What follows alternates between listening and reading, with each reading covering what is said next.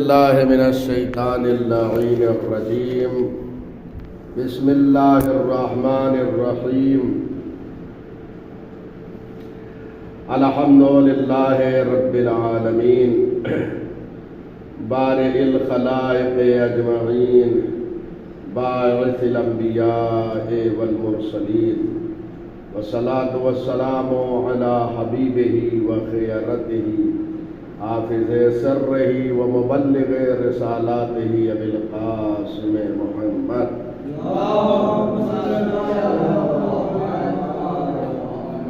وآله الطيبين الطاهرين المعصومين المظلومين لا سيما بقية الله في الأرضين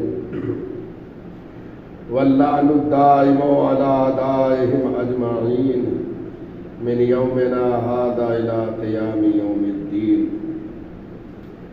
أما بعد وأنتم نور الأخيار وهداة الأبرار وحجج الجبار. حاضرین محترم، آج ہمارا یہ 40واں درس ہے. گفتگو یہاں پہنچی ہے وَأَنْتُمْ نُورُ الْأَخْيَارِ. اے ائمہ خدا، آپ شرفاء کے نور ہیں، جو شریف اور بزرگ ہیں ان کے لیے نور ہیں آپ. وَهُدَاةُ الْأَبْرَارِ، اور نیک لوگوں کے ہادی ہیں. وحجج الجبار، اور آپ اللہ کی حجت ہیں. یہ 3 فقرے اس سے ماقبل جو 3 فقرے گزر چکے ہیں ان کے لیے علت ہے، سبب ہے. یہ 3 فقرات جو ابھی آپ کی خدمت میں نے پڑھے ہیں، اور کل جو آخری 3 فقرات میں نے آپ کی خدمت میں پیش کیے تھے، موالی لا احصی ثناءکم ولا ابلغ من المدح کنحکم ومن الوصف قدرکم. اے آقا و مولا، آپ کی ثنا کو کوئی شمار نہیں کر سکتا، آپ کی مدح کی حقیقت تک کوئی نہیں پہنچ سکتا، آپ کی قدر و منزلت کا کوئی تصور نہیں کر سکتا. ان 3 فقرے کے لیے آج کے یہ 3 فقرے علت ہیں اور سبب ہیں. کیوں نہیں کوئی ان کو پہچان سکتا، کیوں نہیں کنہ مدح تک پہنچ سکتا، کیوں نہیں ان کی مدح و ثنا کا کوئی جو ہے ایسا بشر سامنے آتا جو شمار کر سکے. ایسا کیوں ہے؟ اس لیے کہ آپ جو ہیں اخیار یعنی نیک لوگوں کے نور ہیں. آپ نور ہیں، لہذا آپ کے فضائل و مناقب کو کوئی شمار نہیں کر سکتا. آپ کی مدح کی حقیقت تک کوئی نہیں پہنچ سکتا، کیونکہ آپ نور ہیں اخیار کے. آپ کی قدر و منزلت کو کوئی سمجھ نہیں سکتا، اس لیے کہ آپ نور ہیں. آپ نیکوں کے لیے ہادی اور رہبر و رہنما ہیں. وحجج الجبار، اور اللہ کی جو ہے روئے زمین پر حجت ہے. نور الاخیار اس بات کی طرف اشارہ ہے کہ اللہ نے ان کی پہلی خلقت جو ہے وہ نور سے کی ہے. اہل بیت علیہ السلام کی 2 خلقت ہے. ایک خلقت نورانیہ ہے جو عالم ظاہر میں آنے سے پہلے ہے، کچھ نہ تھا، ان کا نور خلق ہوا تھا. یہ نور الاخیار، یہ نور اسی خلقت نورانیت کی طرف اشارہ ہے.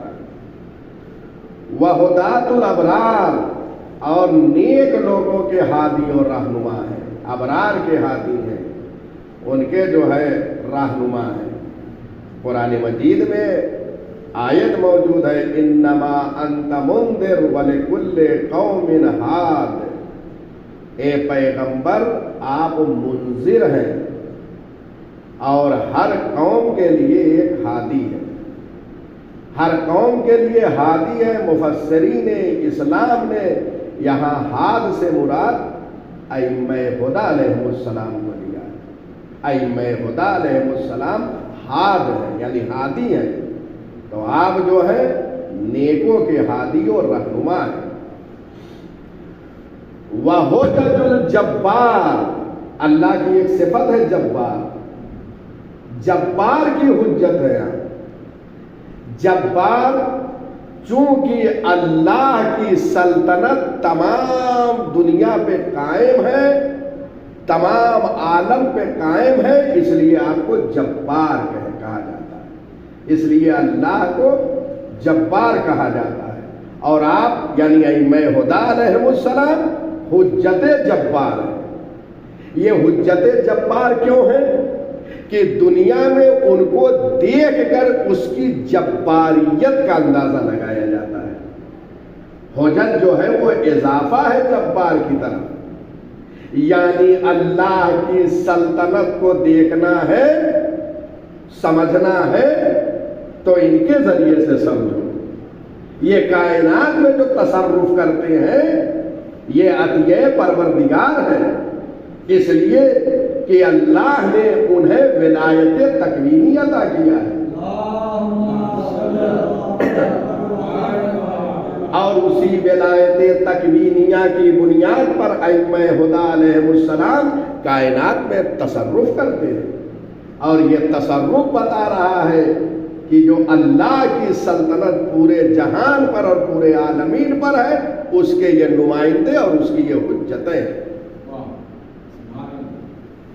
اور دوسرا مطلب یہ ہے، ایک تو خود اس کی جباریت پر یہ دلیل ہے، حجت ہے، برہان ہے، دوسرے یہ کہ مخلوق خدا کے لیے یہ حجت بن کر آئے ہیں۔ محشر میں کوئی اعتراض نہیں کر سکتا کہ ہم تک تیری حجت نہیں پہنچی تھی تو ہم ایمان نہیں لائے۔ یہ اللہ نے ہر زمانے میں حجت کو بھیج کر اپنی حجت کو تمام کر دیا اور فرما رہے ہیں یہ حجت سب پہ تمام ہے۔ میدان محشر میں کوئی فرد بشر یہ نہیں کہہ سکتا کہ ہم تک تیری حجت نہیں آئی تھی، ہم کیسے مسلمان ہوتے، ہم کیسے مومن ہوتے، اس لیے حجت نہیں تھی۔ اللہ فوراً جو ہے اپنی 12 حجتوں کو پیش کرے گا۔ یہ حجج الجبار کے روئے زمین پر ملاحظہ فرمایا۔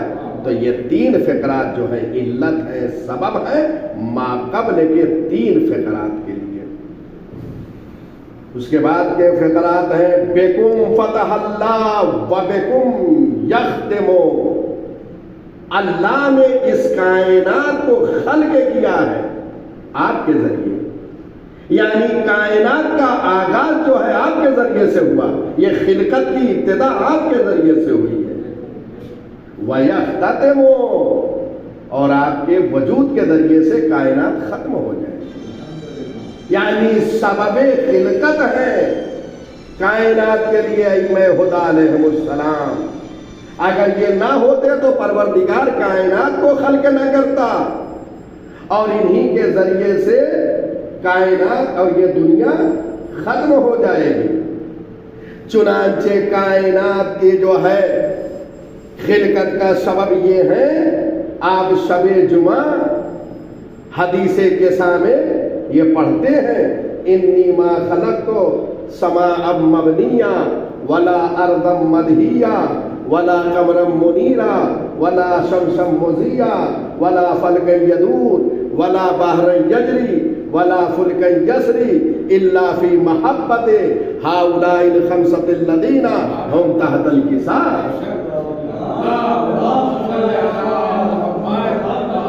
یہ اسی مطلب کی طرف اشارہ ہے کہ یہ کائنات جو خلق ہوئی ہے انہی کے ذریعے سے خلق ہوئی ہے، اگر یہ نہ ہوتے تو کائنات کی خلقت نہ ہوتی۔ یہ حدیث کیسا میں انی ما خلق تو پروردگار یہ فرما رہا ہے انی ما خلق تو سماء مبنیہ، میں نے یہ آسمان کا جو شامیانہ ہے میں نے اس کو خلق نہیں کیا ہے، میں نے زمین کا فرش نہیں بچھایا ہے، میں نے یہ چاند کو جو ہے روشنی نہیں دی ہے، میں نے یہ سورج کو ضیاء عطا نہیں کیا، میں نے یہ چلتی ہوئی کشتیوں کو خلق نہیں کیا، میں نے یہ سیارے خلق نہیں کیے، میں نے سمندر جو جاری ہے ان کو خلق نہیں کیا مگر ان 5 کی محبت میں جو زیر کے ساتھ ہے. ملاحظہ فرمایا. تو یہ تمام چیزوں کی خلقت اللہ نے ان کے سبب سے کیا ہے. اگر یہ نہ ہوتے تو کائنات کی خلقت نہ ہوتی. یہ کائنات کی جو خلقت ہوئی ہے وہ اہل بیت کی وجہ سے ہوئی ہے. لہذا یہاں پر جو یہ فقرہ ہے بِكُمْ فتح اللہ، اللہ نے آپ کے ذریعے سے کائنات کا آغاز کیا ہے. اگر آپ نہ ہوتے تو کائنات کا وہ آغاز نہیں کرتا اور آپ کے ذریعے سے کائنات کو ختم کرے گا. اسی لیے آخری حجت کو پردہ غیب میں رکھا. جب وہ ظہور فرمائیں گے اور ظہور کے بعد جب حکومت ان کی ہوگی، حکومت کے بعد امام اس کائنات سے رخصت ہو جائیں گے تو قیامت آ جائے گی، دنیا ختم ہو جائے گی. تو کائنات کا آغاز ان کے ذریعے سے ہے اور کائنات کا اختتام بھی انہی کے ذریعے سے. یہاں پہ یہ فقرہ بِكُمْ فتح اللہ وَبِكُمْ یختم، اسی مطلب کی طرف اشارہ ہے. کائنات کا آغاز آپ کے ذریعے سے ہوا اور کائنات آپ کے ذریعے سے ختم ہو جائے گی. یہ ایک مطلب ہے. اور بعد شارحین نے ایک اور مطلب کی طرف اشارہ کیا ہے. یہ خلقت کی طرف اشارہ ہے کہ کائنات کی خلقت، کائنات کا آغاز آپ کے ذریعے سے ہوا اور آپ کے ذریعے تمام ہو جائے گا. ایک دوسری اس کی تشریح یہ ہے کہ دین کی ابتدا آپ کے ذریعے سے ہوئی اور دین کا اختتام آپ پر ہو جائے گا. چنانچہ اس کے لیے روایت موجود ہے. مولا الموحدین امیر المومنین یعصوب الدین حضرت علی بن ابی طالب علیہ السلام یہ فرماتے ہیں بنا فتح الاسلام وَبِنَا يَخْتَتِمَهُ، اللہ نے اسلام کا آغاز ہمارے ذریعے سے کیا ہے اور اسلام جو ہے تمام ہو جائے گا جب ہم نہ ہوں گے. پیغمبر اکرم کے ذریعے سے اسلام کا آغاز ہوا ہے اور آخری حجت جو پردہ غیب میں ہے ان پر اسلام تمام ہو جائے گا، ختم ہو جائے گا، اس کے بعد قیامت ہے. تو شارحین نے 2 مطلب کی طرف اشارہ کیا ہے. بِكُمْ فتح اللہ یعنی کائنات کا آغاز اور دین کا آغاز دونوں ان کے سبب سے ہے. وَبِكُمْ يُنَزِّلُ الْغَيْثَ، اور اللہ جو یہ بارش کو برساتا ہے ان کے سبب برساتا ہے. یعنی یہ واسطہ فیض ہے. پروردگار یہ فیض جو ہم تک پہنچا رہا ہے ان کے وسیلے سے پہنچا رہا ہے. اگر یہ نہ ہو تو واسطہ فیض نہ ہو. یہ فیض آج تک باقی رہنا اس بات کی دلیل ہے کہ اہل بیت کی کوئی فرد ابھی بھی موجود ہے. وَبِكُمْ يُنَزِّلُ الْغَيْثَ، اللہ آپ کے ذریعے سے بارش کو برساتا ہے. یہ پانی کا نزول ان کے ذریعے سے ہے، ان کی محبت میں ہے. یہ واسطہ فیض ہے ان کے ذریعے سے، ان کے وسیلے سے اللہ بارش کو برساتا ہے. اچھا یہ پانی ہے کیا؟ یا جو بارش اللہ نازل کرتا ہے غیث کو، بارش کو، اس کے ذریعے سے ہر شے کو حیات ملتی ہے. جمادات، نباتات، انسان، حیوان، سب کو پانی کے ذریعے سے حیات مل رہی ہے. چنانچہ قرآن مجید کی یہ آیت ہے وَجَعَلْنَا مِنَ الْمَاءِ كُلَّ شَيْءٍ حَيٍّ، ہر شے کو ہم نے جو ہے وہ پانی سے زندہ رکھا ہے. اور فرما رہے یعنی یہ پروردگار فرما رہا ہے. اب آپ ملائیے یہاں سے، اللہ نے کائنات کی ہر شے کو زندہ رکھا ہے پانی کے ذریعے سے. اور پانی کا نزول کس کے سبب ہو رہا ہے؟ اہل بیت علیہ السلام. یعنی اگر یہ بشریت اور انسانیت یہ ساری کائنات زندہ ہے تو یہ مرہون منت اہل بیت علیہ السلام کی، کیونکہ ان کے ذریعے سے بارش ہو رہی ہے. جب بارش ان کے ذریعے سے ہو رہی ہے تو حیات جو مل رہی ہے وہ ان کے ذریعے سے حیات مل رہی ہے. ملاحظہ فرما رہے ہیں. اس کے بعد کا فقرہ ہے وَبِكُمْ يُمْسِكُ السَّمَاءَ أَن يَقَعَ عَلَى الْأَرْضِ إِلَّا بِإِذْنِهِ، اور اہل بیت علیہم السلام کے سبب اللہ نے زمین و آسمان کو اپنی جگہ پہ برقرار رکھا ہے۔ اگر یہ نہ ہو تو زمین و آسمان ٹکرا جائے، اگر یہ نہ ہو تو یہ زمین اپنے ساکنین کو نگل جائے۔ اور یہ روایت ہے، بارہا میں نے اس روایت کو پڑھا ہے یہاں، لولا الحجہ لساخت الارض باہلہا، اگر حجت خدا نہ ہو تو زمین اپنے ساکن کو نگل جائے۔ یعنی لوگ محفوظ ہیں تو حجت خدا کے ذریعے، یہ زمین و آسمان باقی ہے تو حجت خدا کے ذریعے سے۔ پروردگار نے آسمان کو روکے رکھا ہے کہ وہ زمین پہ گرنے نہ پائے، کن کے سبب سے؟ اہل بیت علیہ السلام کے وسیلے سے، ان کے سبب سے روکے رکھا ہے۔ مگر یہ کہ جب وہ چاہے گا تو وہ آسمان زمین پہ گر جائے گا، لیکن اس وقت جو محفوظ ہے یہ حجت خدا کے ذریعے سے۔ اور جب حجت خدا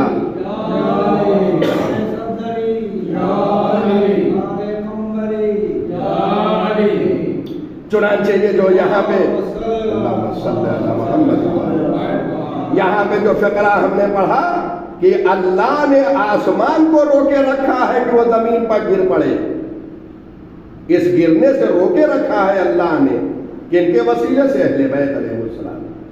اور اس مطلب کی طرف دعائے ندبہ میں بھی اشارہ ہے، آپ پڑھتے ہیں جمعے کو، اَيْنَ السَّبَبُ الْمُتَّصِلُ بَيْنَ الْأَرْضِ وَالسَّمَاءِ، کہاں ہے وہ جو سبب اتصال ہے زمین و آسمان کے درمیان؟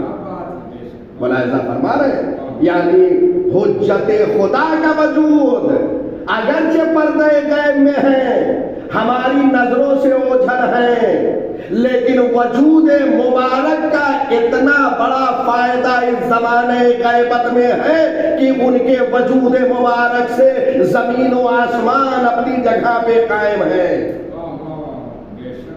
اور اسی مطلب کو کسی شاعر نے نقل کیا ہے کہ ہٹ جائیں گر امام زمان درمیان سے، لاکھوں بلائیں ٹوٹ پڑے آسمان سے۔ یہ سبب اتصال ہے حجت خدا۔ لہذا روایتوں میں اس مطلب کی طرف اشارہ ہے، جیسے دن میں سورج ابر کے پیچھے چلا جاتا ہے تو دنیا میں تاریکی نہیں ہوتی، وہ وہاں سے اپنی روشنی کو سپلائی کرتا ہے اور دن رہتا ہے، یعنی سورج کا فائدہ لوگوں کو پہنچ رہا ہوتا ہے۔ ایسے ہی حجت خدا پردہ غیب میں ہے، لیکن ان کے وجود کا فائدہ ہم تک پہنچ رہا ہے۔ اور سب سے عظیم فائدہ یہی ہے کہ اگر حجت خدا موجود نہ ہو تو زمین سب کو نگل جائے، اگر حجت خدا نہ ہو تو زمین و آسمان ٹکرا کے ختم ہو جائے۔ یہ ان کی وجہ سے سب باقی ہے، اور روایت مسلسل موجود ہے۔ زیارت جامعہ کا یہ فقرہ، دعائے ندبہ کا یہ فقرہ، اَيْنَ السَّبَبُ الْمُتَّصِلُ بَيْنَ الْأَرْضِ وَالسَّمَاءِ، اس کے بعد امام سجاد علیہ السلام کی ایک اور حدیث ہے، اسے جناب شیخ صدوق علیہ الرحمہ نے اپنی امالی میں نقل کیا ہے۔ امام فرماتے ہیں وَنَحْنُ الَّذِي بِنَا يُمْسِكُ اللَّهُ السَّمَاءَ أَن تَقَعَ عَلَى الْأَرْضِ، ہم وہ ہیں کہ جس کے سبب اللہ نے آسمان کو اپنے مقام پہ روکے رکھا ہے، ہم وہ ہیں۔ مزید وضاحت ہو گئی، یعنی ہمارے ذریعے سے ساری چیزیں محفوظ ہیں۔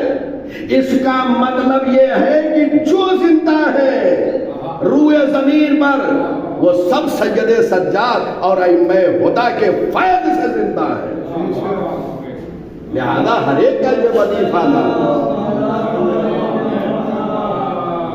اس کے بعد کا فقرہ ہے وَبِكُمْ يُنَفِّسُ الْهَمَّ وَيَكْشِفُ الضُّرَّ اللہ تبارک و تعالیٰ آپ کے ائمہ ہدی علیہ السلام کے ذریعے سے لوگوں کے غم و اندوہ کو دور کرتا ہے۔ لوگوں کے پاس جو غم و اندوہ ہے وہ ان کے ذریعے سے غم دور ہوتا ہے۔ وَيَكْشِفُ الضُّرَّ، اور مشکلات پروردگار ان کے سبب سے حل کرتا ہے۔ چنانچہ جب بقید حیات تھے ائمہ ہدی علیہ السلام، لوگ اپنے غم و اندوہ کو لے کر ائمہ ہدی علیہ السلام کی خدمت بابرکت میں حاضر ہوتے تھے اور یہ کہتے تھے فرزند رسول اللہ کی بارگاہ میں ہمارے لیے دعا کریں۔ جب امام دعا فرماتے تھے تو ان سے غم و اندوہ اور مشکلات دور ہو جایا کرتی تھی۔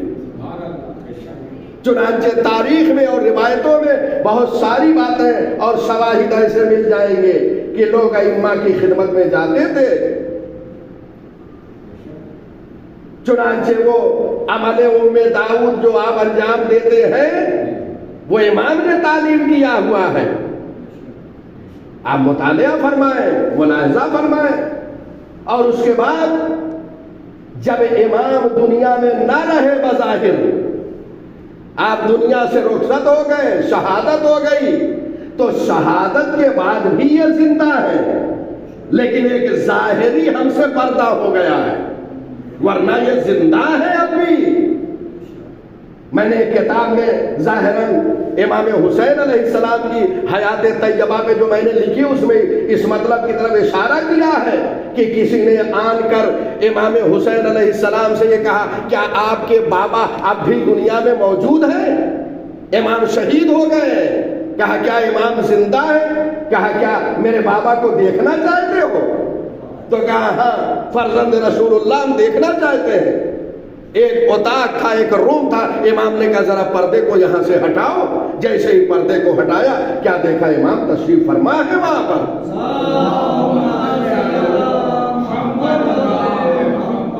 تو امام شہادت کے بعد اور زندہ ہے، اس میں دلیل کیا ہے؟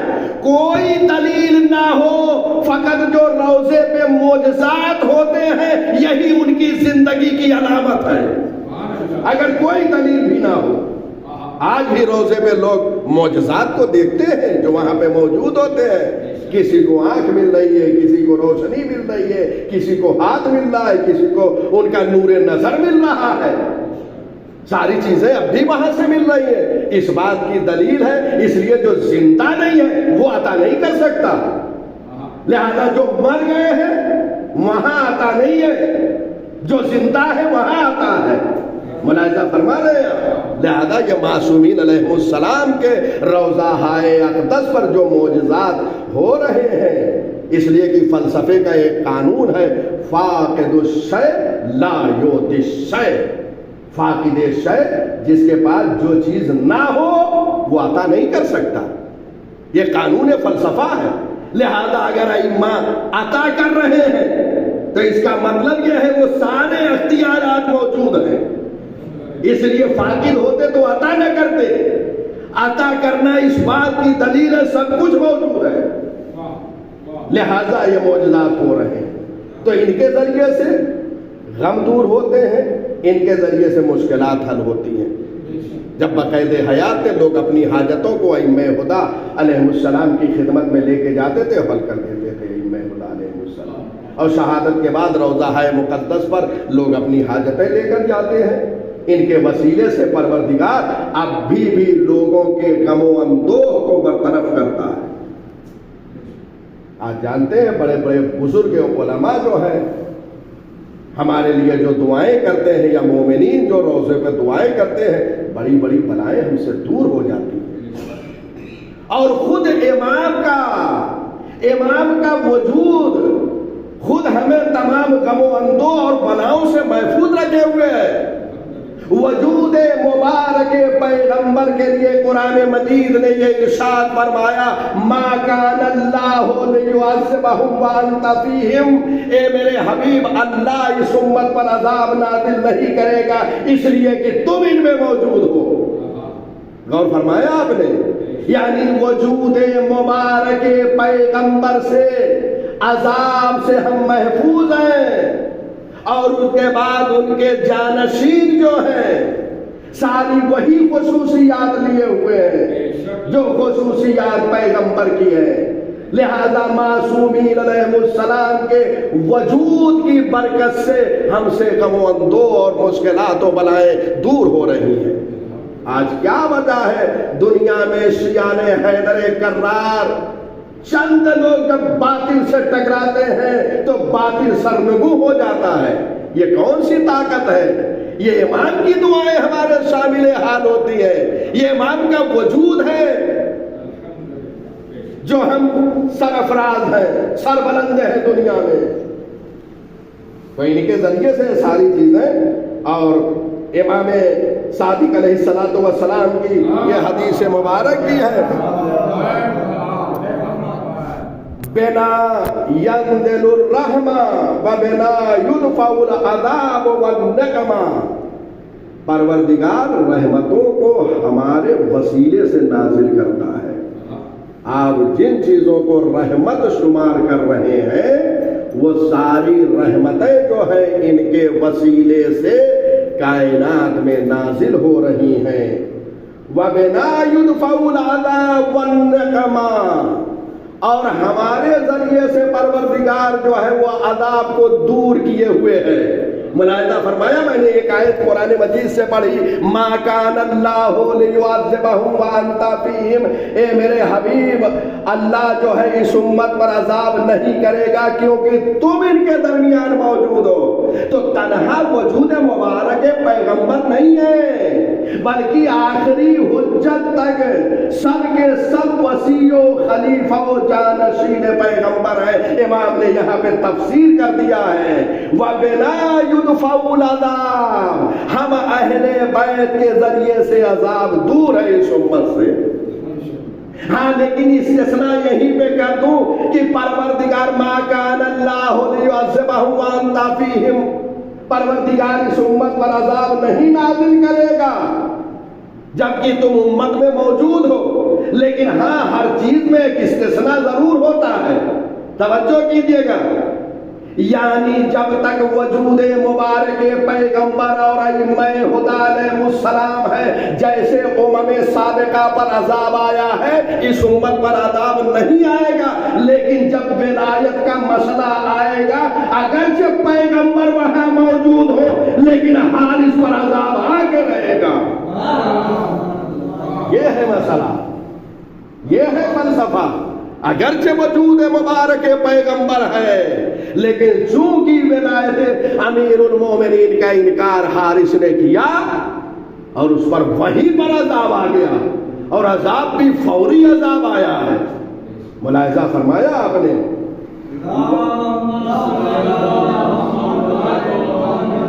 اس کے بعد زیارت کا یہ فقرہ ہے وَعِنْدَكُمْ مَا نَزَلَتْ بِهِ رُسُلُهُ وَهَبَطَتْ بِهِ مَلَائِكَتُهُ.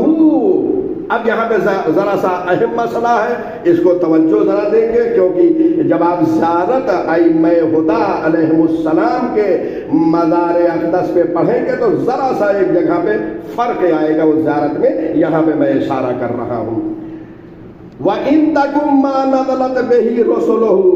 اور ائمہ ہدی علیہ السلام کے پاس تمام وہ چیزیں موجود ہیں جو رسولوں پر نازل ہوئی.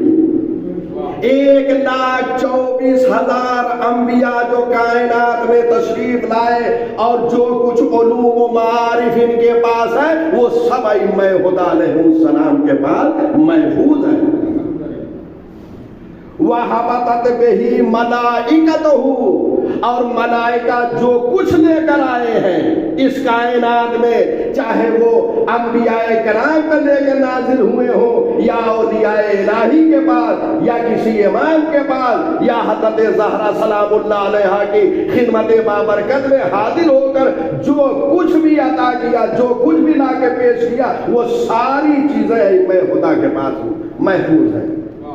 چنانچہ ہم ایام فاطمیہ سے نزدیک ہو رہے ہیں. مصحف فاطمہ کا نام آپ نے سنا ہوگا. مصحف فاطمہ جبریل امین لے کر نازل ہوئے ہیں. رسول اللہ کی شہادت کے بعد دیکھیے میں ہمیشہ رسول اسلام کی شہادت کہتا ہوں، کبھی میں نے وفات اور کوئی دوسرا جملہ ایسا نہیں کہا جس سے طبیعی موت ثابت ہو۔ پیغمبر اکرم اپنی طبیعی موت سے دنیا سے نہیں تشریف لے گئے، پیغمبر اکرم کو زہر دیا گیا ہے، روایتیں موجود ہیں، علماء اہل سنت نے بھی بیان کیا ہے کہ پیغمبر اکرم کو زہر دیا گیا، اور چنانچہ وہ خیبر میں ایک زن یہودیہ نے پیغمبر کو زہر دیا تھا۔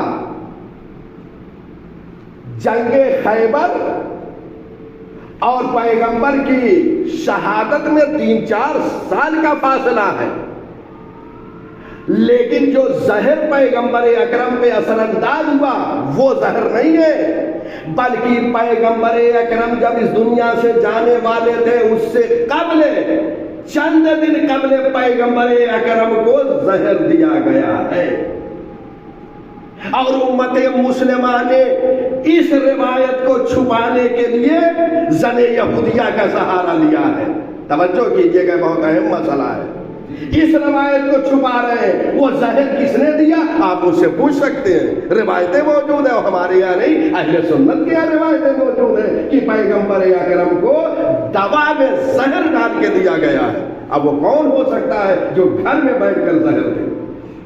ملاحظہ فرما دیں، پیغمبر اکرم کو زہر دیا گیا، لہذا اس بات کو چھپانے کے لیے وہ خیبر کی روایت کو مقدم کرتے ہیں۔ بہرحال یہ ایک مسئلہ تھا، میں بہت یہ کوشش کر رہا ہوں کہ یہ جلدی تمام کر دوں اور صرف نفس مطالب کو میں بیان کروں اور زیادہ حاشیے میں نہ جاؤں، اس لیے لیکن کیا کروں، بعض ایسے مطالب آ جاتے ہیں، بیان کرنا حقائق کا جو ہے روشن اور واضح کرنا بھی ضروری ہے۔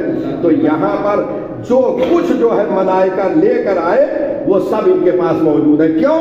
اس لیے کہ میں نے اس سے قبل جو ہے اسی زیارت جامعہ میں یہ تفسیر کیا تھا، وَوَرَثَةُ الْأَنْبِيَاء، ائمہ ہدیٰ علیہ السلام انبیاء کے وارث ہیں۔ جب انبیاء کے وارث ہیں تو جو کچھ بھی انبیاء کرام کے پاس ہے وہ سب ان کے پاس ہے، اور جو کچھ ملائکہ لے کر آئے سب ان کے پاس ہے۔ ملاحظہ فرما رہے، اور وہ صحیفہ مصحف فاطمہ، یہ مصحف فاطمہ کیا ہے؟ روایت میں ہے کہ رسول اللہ کی شہادت کے بعد جبرائیل امین آتے تھے شہزادی فاطمہ زہرا سلام اللہ علیہا کو تسلی دینے کے لیے، پرسہ دینے کے لیے، اس لیے کہ کوئی کائنات میں ایسا نہیں تھا جو بیوی کو دلاسا دیتا۔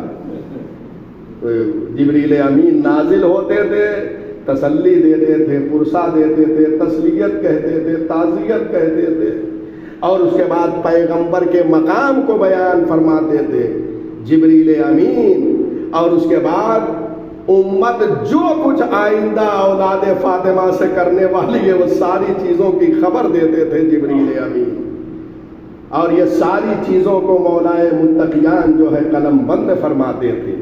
یہ جو مولا نے سب قلم بند کیا ہے، جبریل جو آ کر خبر دیتے تھے، اسی کو مصحف فاطمہ کہتے ہیں، اور یہ مصحف فاطمہ اس وقت امام عصر اجل اللہ فرجہ الشریف کی خدمت بابرکت میں ہے۔ کیوں؟ اس لیے کہ یہیں پہ یہ فقرہ میں نے ابھی پڑھا، جو کچھ رسولوں کے پاس، اولیاء الہی کے پاس، بعض ائمہ کے پاس جو جبرائیل لے کر آئے، یا جناب فاطمہ زہرا سلام اللہ علیہا کے پاس جو کچھ لے کر آئے، سب کچھ انبیاء کی وراثت، اولیاء کی وراثت سب ان کے پاس ہے، سب محفوظ ہے۔ چنانچہ جناب موسیٰ، جناب عیسیٰ کے سارے تبرکات ان کے پاس ہیں، تمام علوم و معارف، اور ساری وہ چیزیں بھی ہیں جو ما سبق انبیاء کے پاس نہیں ہیں، وہ بھی ان کے پاس ہے۔ اس لیے کہ ائمہ ہدیٰ علیہ السلام نفس پیغمبر ہے۔ نفس پیغمبر کا مطلب، علامہ ہلی نے یہ جملہ لکھا ہے کہ نفس پیغمبر کا مطلب یہ ہے کہ جیسے پیغمبر اکرم سید الانبیاء سید المرسلین ہے، 1,23,999 انبیاء کے سید و سردار آقا و سرپرست ہیں، ایسے ہی ائمہ ہدی علیہم السلام 1,23,999 انبیاء کے سید و سردار ہیں، کیونکہ نفس پیغمبر ہے۔ جب پیغمبر جو ہے ان سے افضل ہے تو نفس پیغمبر بھی ان انبیاء سے افضل ہے۔ یہ استدلال فرمایا ہے جناب علامہ ہلی نے اپنے کتاب باب ہادی عشر میں۔ بہرحال یہ ساری باتیں آپ کی خدمت میں پیش کیا ہے۔ وَإِلَىٰ جَدِّكُمْ، اب یہاں پہ جب آپ تشریف لے جائیں گے، یہاں دیکھیے اگر سعادت نہیں بھی مل رہی ہے ہمیں، ہم نہیں پہنچ پا رہے ہیں مزارات مقدسہ تک، تو اپنے گھروں میں بیٹھ کے زیارت کو پڑھیں۔ اس لیے کہ میں نے کسی مجلس میں یہ عرض کیا تھا کہ امام عصر اجل اللہ فرجہ الشریف نے جناب سید رشتی جو اپنے قافلے سے بچھڑ گئے تھے تو امام نے قافلے تک ان کو پہنچایا، تو 3 چیزوں کی طرف امام نے تاکید فرمائی ہے سید رشتی کو۔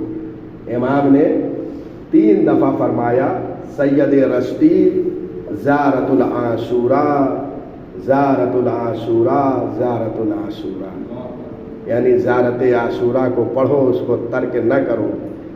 امام کا کلام ایک ہی مرتبہ کہہ دینا حجت ہو جاتا ہے، لیکن امام کا تاکید کرنا اس بات کی دلیل ہے کہ امام کتنا دوست رکھتے ہیں کہ مومنین جو ہے وہ زیارت عاشوراء کو پڑھیں۔ اور اس کے بعد 3 مرتبہ امام نے فرمایا صلاۃ اللیل صلاۃ اللیل صلاۃ اللیل، نماز شب نماز شب نماز شب، اور 3 مرتبہ فرمایا زیارت الجامعہ زیارت الجامعہ زیارت الجامعہ۔ لہذا اسے یہاں بھی بیٹھ کر جو ہے زیارت جامعہ کو پڑھیں اور اس کے فقرات پہ غور کریں۔ یہاں پہ ایک فقرہ آیا، چونکہ آپ کسی امام کے مزار پہ جائیں تو آپ یہ زیارت جامعہ ضرور پڑھیں، اور وہاں پہ یہ فقرہ پڑھیں وَإِلَىٰ جَدِّكُمْ بُعِثَ الرُّوحُ الْأَمِينُ، اور آپ کے جد کی طرف جو ہے وہ روح الامین آتے تھے، جبرائیل امین آتے تھے، یعنی پیغمبر اکرم کی وہ شخصیت کہ جن کی خدمت میں جناب جبرائیل امین وحی الہی کو لے کر اترتے تھے اور نازل ہوتے تھے۔ یعنی اس کا مطلب یہ ہے کہ یہ ائمہ ہدی علیہم السلام کہ جو ان کے نانا اور جد ہیں وہ رسول اعظم ہیں، ان کی شخصیت یہ ان کے فرزند ہے۔ ہر امام کو فرزند رسول اللہ کہا جا رہا ہے، یہ ان کے فرزند ہیں۔ آپ پہچانیے ان کی شخصیت کو، ان کی عظمت کو پہچانیے، یہ ان کے نواسے ہیں، یہ ان کے فرزند ہیں جن کی خدمت میں جبرائیل امین آیات الہی کو لے کر نازل ہوتے تھے۔ اور قرآن مجید نے بھی یہ کہا نزل بہ الروح الامین، ان کی خدمت میں روح الامین جبریل نازل ہوتے تھے آیات الہی کو لے کر۔ یہ ان کے جو ہے نواسے ہیں، یہ ان کے فرزند ہیں۔ اور آج بھی پیغمبر اکرم کے بعد ائمہ ہدی علیہم السلام کی خدمت میں جبرائیل امین نازل ہوتے تھے احکام کو لے کر، اور آج بھی شب قدر میں امام عصر اجل اللہ فرجہ الشریف کی خدمت بابرکت میں تمام احکام کو لے کر نازل ہوتے ہیں۔ اسی لیے امام کو محدث کہا جاتا ہے، امام کا ایک لقب محدث ہے، ہر امام کو محدث کہا جاتا ہے۔ اس کا فلسفہ یہ ہے کہ جبریل امین آ کر ان سے ہم کلام ہوتے تھے، ان سے گفتگو کرتے تھے، لہذا جبریل امین محدث ہیں اور امام سے محو گفتگو ہوتے تھے، اس لیے امام کو محدث کہا جاتا ہے۔ آپ کتابوں میں جب مطالعہ فرمائیں گے وہاں دیکھیں گے تو امام کا یہ لقب محدث ہے، یہ اسی بات کی طرف اشارہ کر رہا ہے کہ ان کی خدمت بابرکت میں اب بھی جو ہے وہ جبریل امین نازل ہوتے ہیں۔ یہ خطبہ جب زیارت میں یہاں پر آپ پہنچیں گے، کسی امام، 8ویں امام یا دیگر ائمہ جو بقی میں ہیں 4 امام، وہاں پہ آپ یہ زیارت پڑھیں، یا سامرہ میں پڑھیں یا کاظمین میں پڑھیں، تو وَإِلَىٰ جَدِّكُمْ بُعِثَ الرُّوحُ الْأَمِينُ، آپ کے جد کی طرف نازل ہوتے تھے جبرائیل امین۔ لیکن جب امیر المومنین کے حرم مطہر میں یہ زیارت پڑھیں گے تو یہاں پہ ذرا سا فقرہ تبدیل ہو جائے گا، وہ کتابوں میں لکھا ہے وہاں کہ جب ہم حرم امیر المومنین علیہ السلام میں اس زیارت کو پڑھیں تو وہاں پر یہ فقرہ کہیں وَإِلَىٰ أَخِيكَ بُعِثَ الرُّوحُ الْأَمِينُ، آپ کے بھائی کی طرف جبریل امین نازل ہوتے تھے، کیونکہ امیر المومنین کے علاوہ جو اور ائمہ ہیں ان سب کے جد ہے پیغمبر، لیکن امیر المومنین کے بھائی ہیں، اس لیے وہاں الا جدکم نہیں پڑھیں گے بلکہ الا اخی کا، وہاں کتابوں میں آپ ملاحظہ فرمائیں گے تو یہاں پہ آپ کو وہ فقرہ نظر آئے گا۔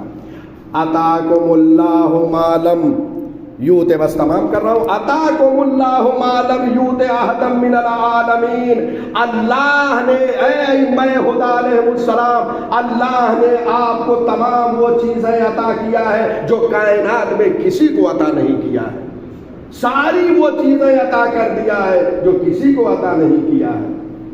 شجاعت، کیا آپ جیسی شجاعت کسی کو عطا کیا؟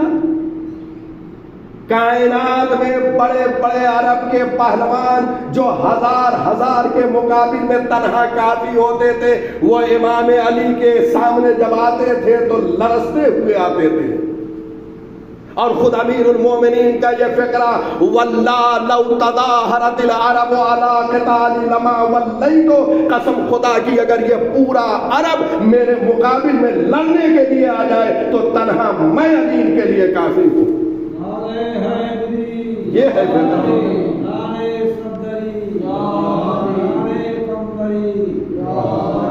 لہذا اللہم صلی علی محمد وآل محمد، لہذا آپ جیسی شجاعت کسی کو عطا نہیں کیا، آپ جیسا زہد کسی کا نہیں ہے، آپ جیسا علم کسی کے پاس نہیں ہے، اور جو کائنات میں حق کے تصرف دیا ہے ولایت تکوینیہ کی بنیاد پر وہ کسی کو عطا نہیں کیا ہے۔ چنانچہ یہ معجزات سے ساری کتابیں جو بھری پڑی ہیں یہ ولایت تکوینیہ کا نتیجہ ہے، یہ کائنات میں حق کے تصرف رکھتے ہیں۔ چنانچہ الخرائج والجرائح قطب الدین راوندی کی یہ کتاب ہے، بہترین کتاب جو معجزات پہ لکھی گئی ہے، اس میں متعدد واقعات جو موجود ہیں۔ اسبغ ابن نباتہ کہتے ہیں کہ ایک مرتبہ ہم امیر المومنین کے ساتھ چل رہے تھے کہ ایک قرشی جو ہے آیا اور اس نے امام کی شان اقدس میں گستاخی کیا، اور اس نے یہ کہا کہ آپ نے عرب کے مردوں کو قتل کیا اور ان کے بچوں کو جو ہے یتیم کر دیا ہے۔ یہ آگے یہ نہیں سمجھا امام کی تلوار جہاں چلتی ہے وہ عین عدل ہے، وہ عدل کی بنیاد پر چلتی ہے، لیکن یہ آ کر اعتراض کر رہا ہے۔ جیسے ہی اعتراض کیا امیر المومنین نے فوراً جو ہے اس سے کہا میرے پاس سے تو دور ہو جا۔ جیسے ہی یہ جملہ کہا وہ سیاہ رنگ کے کتے کی شکل اختیار کر گیا، وہ کتا بن گیا۔ امام نے صرف اتنا کہا مجھ سے دور ہو جا، چونکہ آ کے امام کی شان اقدس میں جسارت اور گستاخی کیا۔ لیکن اس کے بعد جب وہ کتے کی شکل اختیار کر گیا تو امام کے قدموں کے پاس اپنا سر جو ہے رگڑنے لگا۔ بہرحال اس کی کیفیت، امام رؤوف ہوتا ہے، امام مہربان ہوتا ہے، اس کی کیفیت کو دیکھ کر امام نے اسے معاف کر دیا، اور جب معاف کیا تو صرف اپنے لباس کو ایک جھٹکا دیا تو فوراً وہ انسان کی شکل میں ہو گیا۔ ملاحظہ فرمایا۔ ایسے ہی قطب الدین راوندی نے ایک اہم مطلب کی طرف اور اشارہ کیا ہے کہ امام حسن مجتبیٰ علیہ السلام کسی مطلب پر استدلال پیش کر رہے تھے معاویہ کے سامنے۔ بنی امیہ کا ایک جوان آتا ہے اور امام کی شان میں گستاخی کر دیتا ہے۔ جیسے ہی گستاخی کیا، امام نے فوراً اس سے کہا کہ تو اس مجلس اور اس محفل سے دور ہو جا، تو اس نشست سے دور ہو جا۔ لوگوں نے دیکھا کہ وہ مرد عورت کی شکل اختیار کر گیا۔ امام نے کہا کیا تجھے شرم نہیں آتی کہ مردوں کے درمیان بیٹھی ہے؟ بس جیسے اٹھ کے گیا اپنے گھر میں، اب زوجہ نے دیکھا، زوجہ روتی اور پیٹتی امام کی خدمت میں آئی، مرتبہ امام کو سمجھ گئی کہ کائنات میں فرزند رسول اللہ کو حق کے تصرف ہے، اگر انہوں نے جنسیت کو تبدیل کر دیا ہے دوبارہ یہی تبدیل کریں گے، اس مطلب کو وہ سمجھ گئی اور آتی ہے، روتی ہے، فرزند رسول غلطی اور ہماری خطا کو معاف کر دیں۔ فوراً امام نے جو ہے اس کے حق میں دعا کیا اور وہ پھر مرد کی شکل اختیار کر گیا۔ تو یہ کائنات میں حق کے اور بہت سے واقعات اس سے ملتے جلتے کتابوں میں اور ہیں۔ یہ نہ صرف بعض واقعات امام حسن مجتبیٰ علیہ السلام کے حوالے سے کہ جب امام نے یہ جملہ کہا تو یہ مرد جو ہے عورت کی شکل اختیار کر گیا اور عورت اس کی جو ہے مرد کی شکل اختیار کر گئی اور متعدد بچے بھی پیدا ہو گئے، مسئلہ مشکل ہو گیا۔ غور فرما لیں، امام کی شان میں جسارت جو کرتا ہے اس کی حقیقت بدل جاتی ہے، ماہیت تبدیل ہو جاتی ہے۔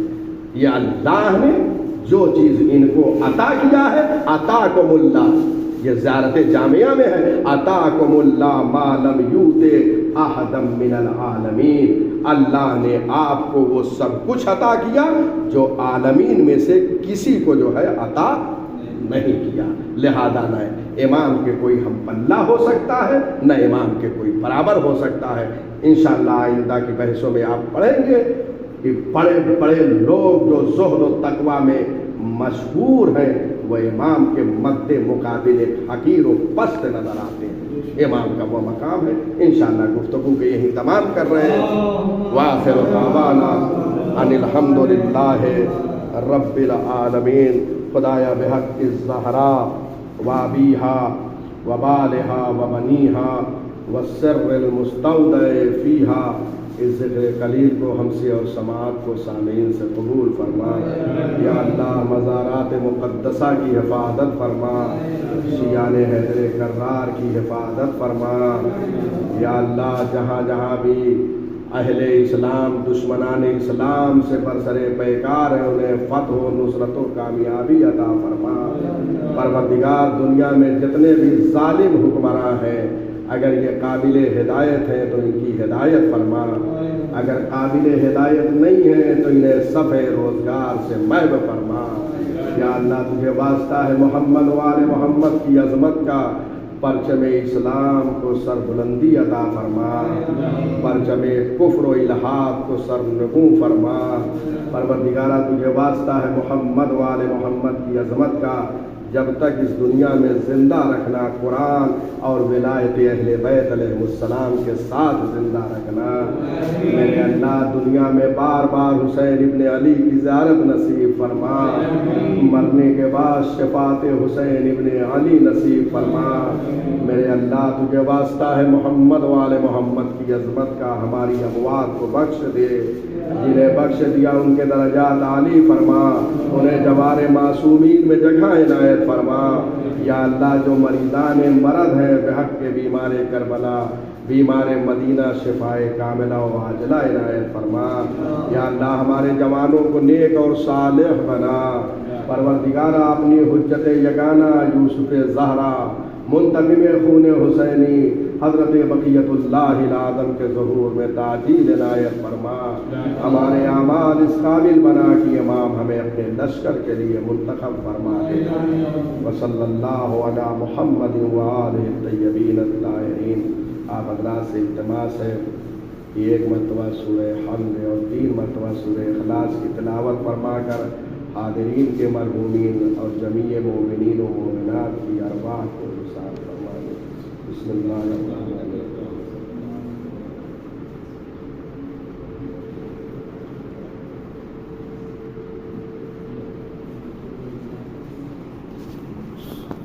بسم اللہ الرحمن الرحیم۔